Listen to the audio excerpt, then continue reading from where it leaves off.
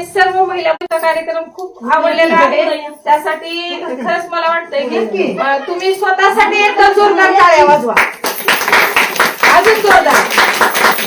कारण हा कार्यक्रम जे केलाय ना ती वाल्मिकी महिला बचत गट वाणी प्लॉट अंकुर महिला आणि त्याच्यातून आम्ही नाव बदललंय वाल्मिकी महिला बचत. हा अंकुर बचत गट आणि वाल्मिकी असं दोन्ही पण सर्व महिलांनी केलेला हा विशेष कार्यक्रम आहे. तर ताई हा कार्यक्रम कशा प्रकारे केलाय ते आपल्याला ताई सांगतील. बोला आम्ही हे चिवडे आम्हाला माहित आहे सगळं. बोला. हा कार्यक्रम सुहासनीसाठी ठेवला होता, हळदी कुंकू. आणि आपले प्लॉटवर निवडून आलेले मेंबर मला माहिती नगरसेविका आहेत त्या निवडून आलेले, त्यांचा सत्कार करायचा होता. त्याच्यासाठी हा कार्यक्रम ठेवला होता. आणि ह्या सगळ्या महिला आलेल्या आहेत. आणि विधवांविषयी पण मला थोडं सो आणि श्रीमतीचा पण कार्यक्रम होता. त्याच्यासाठी हे सगळेजण गोळा झालेले आहेत. आता आईसाहेब बोलतील थोडंफार. नमस्कार, शिवलीलाताई पाटील यांच्या आईसाहेब आहेत. तर त्यांची माझी तर अजिबात ओळख नाही, ह्या कुणाचीच ओळख नाहीये. त्यांनी कुणाकडून नंबर घेऊन काल मला फोन करून इन्व्हाइट केलेला आहे. रामकृष्ण हरी. रामकृष्ण हरी. मला पण हे दीपा म्हणजे हे बचत गट कुठले कोणाचीच ओळख नाही, पण ही दीपा त्यांच्या सासूबाई माझ्याकडे राहतात. तिची खूप हालचाल होती की आई तुम्ही या तुम्ही या. म्हणजे ठीक आहे, तू एवढं चांगलं नियोजन करायलीस तर मी येते. आणि मी मगाशी पण सांगितलं की ही तुम्ही एवढं चांगलं कार्य करायला लागलात की विधवा आणि सुहासिनी ह्या दोघींना तुम्ही छान आयोजित केलंय. ही तुमचं कोणता बचत गट आहे? अंकुर बचत गट. ह्याच्यातर्फे तुम्ही ह्या सगळ्या महिला बोलवल्या एकजुटीसाठी खरंच टाळ्या वाजवते. छान वाटतंय आणि छान वाटते. ह्या सगळ्या महिला पण आल्या. आणि तुम्ही ताईंनी खूप सुंदर, ताईंचं नाव काय?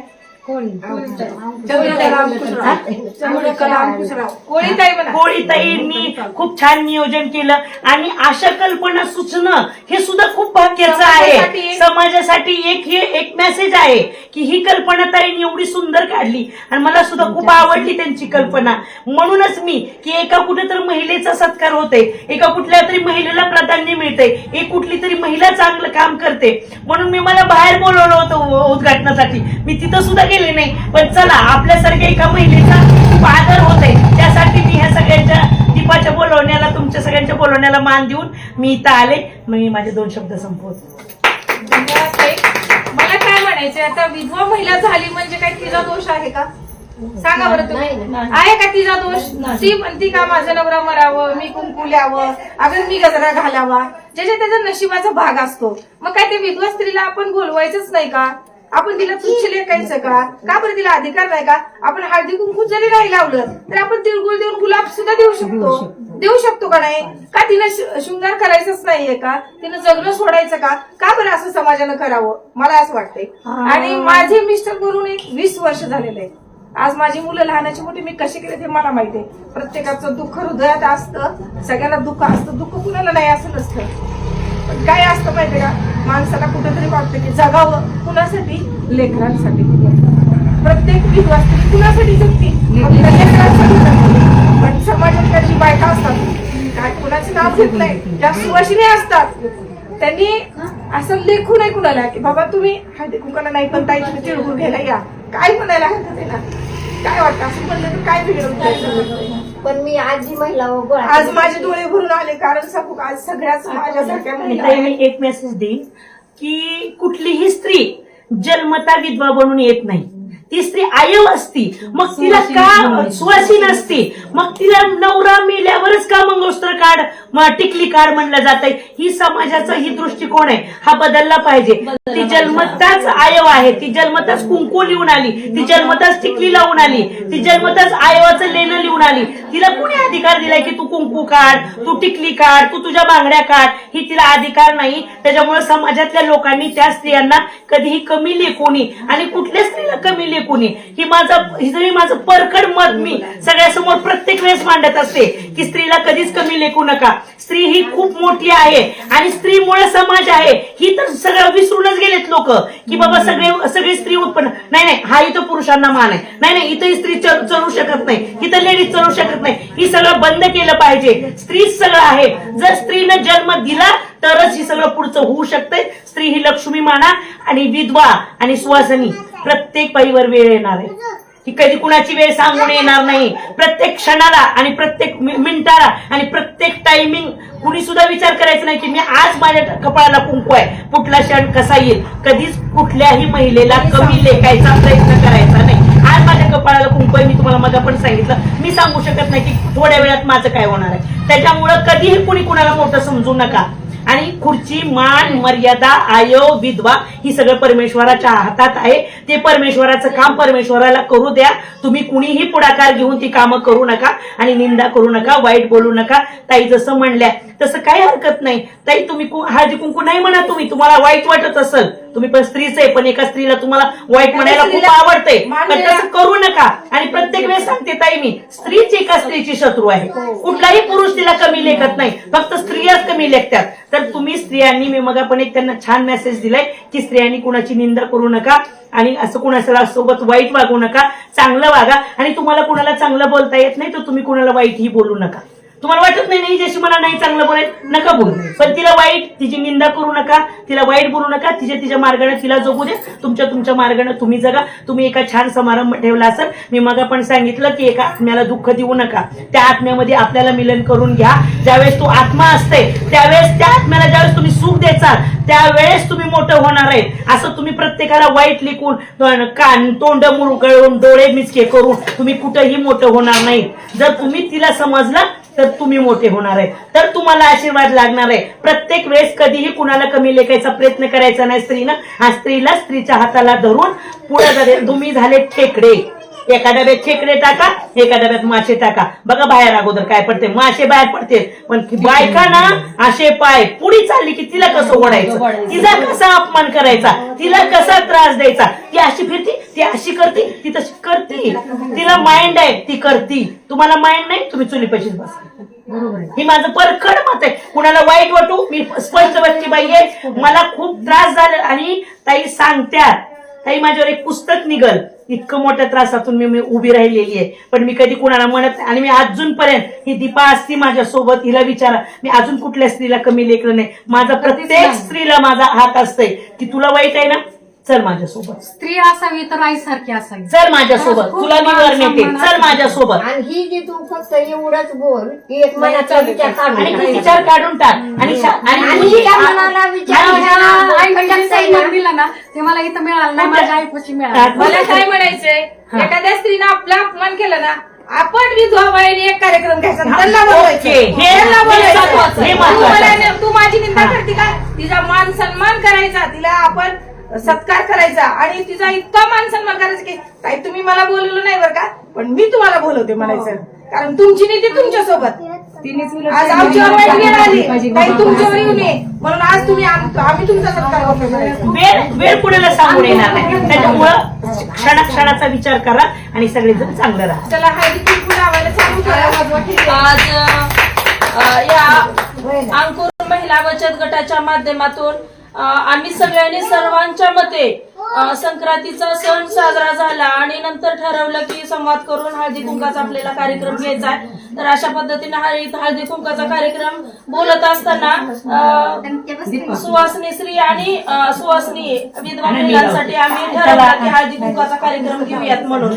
तर महिलांना ज्या क्षणी महिलांना बोलवलं त्या क्षणी त्यांच्या मनातून असं हृदयातून पाणी, डोळ्यातून पाणी बाहेर आलं की बाबा आमचे मिस्टर होते तेव्हाचा काळ त्यांना आठवला की मला असं पाठीमागं उभं राहिलेलं होतं कोणतरी आणि ती आता तिच्या मनातून डोळे भरून आले. एखादी स्त्री विधवा महिलांना जर हळदी कुंकाचा मान लावत असेल तर नक्कीच तिचे डोळे भरून येतात. ते कशासाठी? कारण काय ह्या समाजामध्ये ह्या रूढी परंपरामधून ती स्त्री पुढे चलत असते. केवळ आता पत्रकर्ता राजश्री माझी मैत्रीणच आहे, त्या बोलल्या की माझ्या मुलासाठी मी जगते. होय, मुलासाठी जगायचं, मुलासाठी जगायचं. का जगायचं?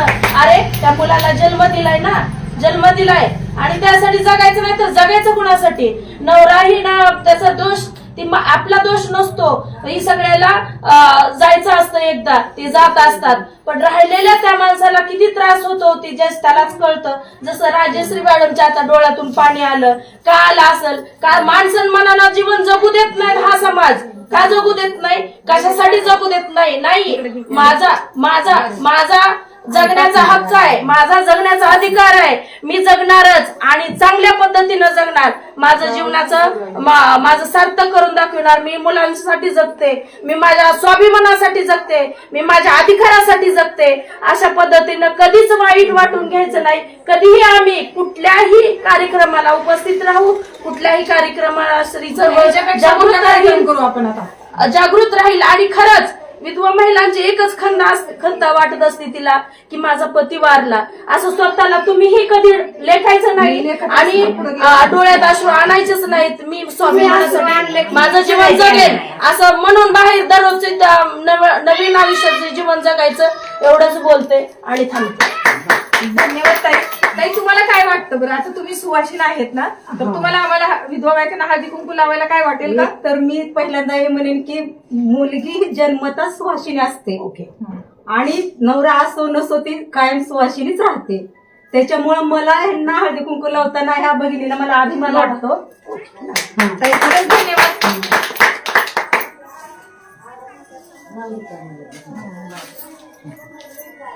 तुम्ही आम्हाला हळदी कुंकू लावल्याबद्दल तुम्हाला मला मान दिला म्हणून धन्यवाद. फोटो काढा ना कुणीतरी, फोटो काढ करा, फोटो काढ.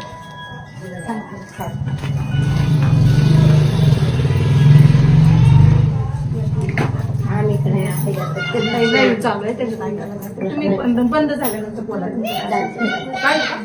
तिकडं व्हिडिओ चालू सर्व इकडे बघताय. मला असं वाटतं पुढच्या वेळेस ह्याच्यापेक्षा मोठ्या संख्येनं महिला करूयात आपण. त्यांना मिस्टर नाहीये. त्यांनी आज सांगितलं आम्हाला समजलं की त्यांना मिस्टर नाहीयेत. आमची त्यांची खूप वेळा म्हणजे भेट झाली, ओळख झाली. कळीमध्ये पण आहेत ना त्या, पण आज त्यांना म्हणजे आम्हाला माहिती झालं. त्यांनी माहिती दिल्यामुळे आम्हाला समजलं. माझी फार जुनी ओळख आहे.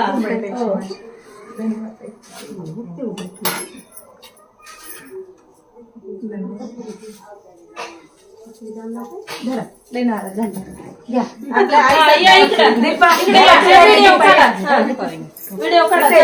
व्हिडिओ काढायचा होता म्हणून मी मागाशी लावलो नव्हतं. बोलणं काय नाराजी काढायसाठी काय केलं पाहिजे मला? आता लाईव्ह चालू आहे. अजिबात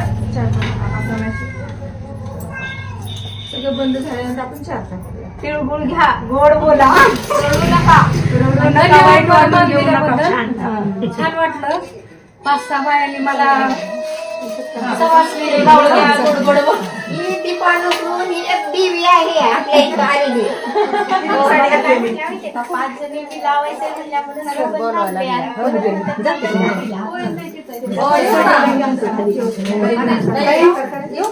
अजून काय पाहिजे सांग बाई. दुसरं घेते मी. हो तिचा सत्कार करूया आपण. काय करतो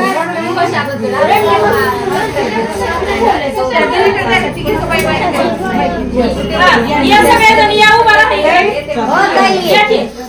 त्यांचा सत्कार राहिला की सगळ्या ग्रुपला थांबा. म्हणजे फोटो साईडला मला पेपरला टाकता येतो. त्यासाठी ग्रुपला थांबा.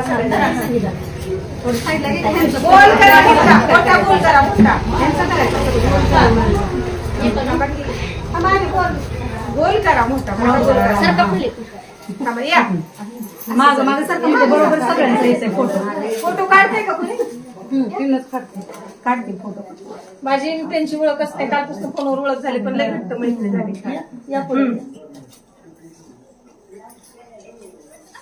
नारळ ही घ्या की नारळ.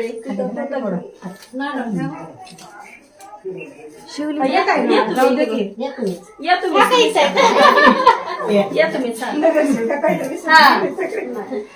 नाही ना, आता झालं तसं काय नाही माझं.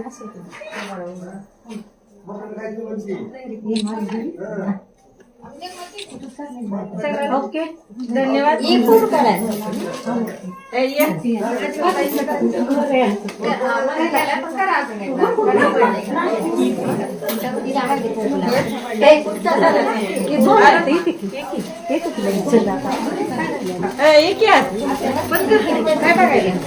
कसं बरं या पुढे.